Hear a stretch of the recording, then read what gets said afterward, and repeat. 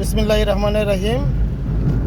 প্রিয় এলাকাবাসী, বিশেষ প্রয়োজনে 3 দিনের সফরে ঢাকা যাচ্ছি।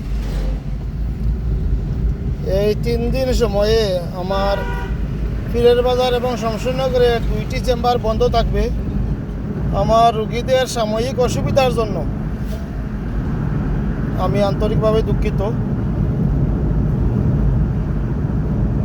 তো প্রিয় বন্ধুগণ, এই হলো আমার প্রথম কথা। আমার দ্বিতীয় কথা হলো, গত কয়েকদিন আগে নির্বাচন গেছে। এই নির্বাচনে বিএনপি বিজয়ী হয়েছে।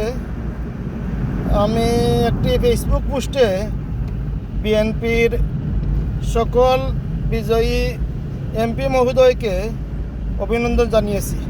আজ আবার এই ভিডিও বার্তায় সকল দলের সকল বিজয়ী এমপি মহোদয়দের অভিনন্দন। এই গেল আমার দ্বিতীয় কথা। আমার তৃতীয় কথা হলো, আমি ছিলাম বাংলাদেশ জামাতে ইসলামীর কুলাউড়া থানার হাজিপুর ইউনিয়নের পীরের বাজারের ওয়ার্ড সভাপতি।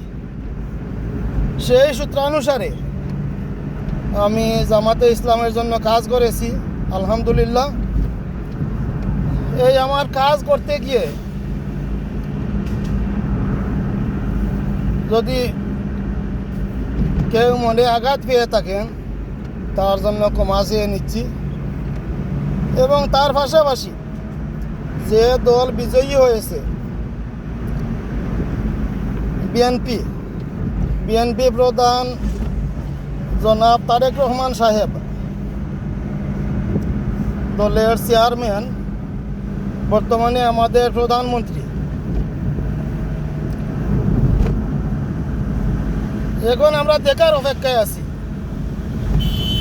আমরা বিরোধী পার্টি হিসাবে বর্তমান সরকারের কাছে কি ব্যবহার পাই। তো প্রিয় এলাকাবাসী, আসলে 2টি দল ছাড়া খেলা জমে না। আমরা যদি জামাতের পক্ষে কাজ করতাম না, সবাই যদি বিএনপির পক্ষে চলে যাইতো, অথবা সবাই যদি জামাতের পক্ষে চলে যাইতো, তাহলে এখানে খেলা জমতো না এবং গণতান্ত্রিক যে আনন্দ, গণতান্ত্রিক যে সৌন্দর্য, সেটাও ফুটে উঠতো না। তাই আমরা জামাতের পক্ষে খেলেছি, আপনারা বিএনপির পক্ষে খেলেছেন। এতে একটি খেলা জমছে, সেই খেলায় বিএনপি বিজয়ী হয়েছে, আপনারা একটি আনন্দ পাচ্ছেন। সেই আনন্দে আমাদের অংশ আছে, যেহেতু আমরা খেলায় অংশগ্রহণ করেছি। যদি আমরা খেলায় অংশগ্রহণ করতাম না, তাহলে আজকে এই বিজয়ের আনন্দটুকু আপনারা পেতেন না, ঠিক না ভাই? আচ্ছা, তাহলে আপনারা আজকে যে বিজয়ের আনন্দ পাচ্ছেন, সেটাতে আমাদের অংশ আছে। এখন আমরা দেখার অপেক্ষায় আছি, আপনারা জয়ী হয়েছেন, আমাদের প্রতি কী ব্যবহার করেন, আপনাদের আচার আচরণ বিএনপির বেলায় কীরকম হয় এবং আমাদের বেলায় কীরকম হয়, আমরা এটা দেখার অপেক্ষায় আছি। আপনাদের যে ফ্যামিলি কার্ড, জনাব তারেক রহমান সাহেবের ওয়াদাকৃত ফ্যামিলি কার্ড, শুধু বিএনপির লোকেরা পায় না সবাই সমান তালে পায়, সেটাও আমরা দেখার অপেক্ষায় আছি। কারণ প্রধানমন্ত্রী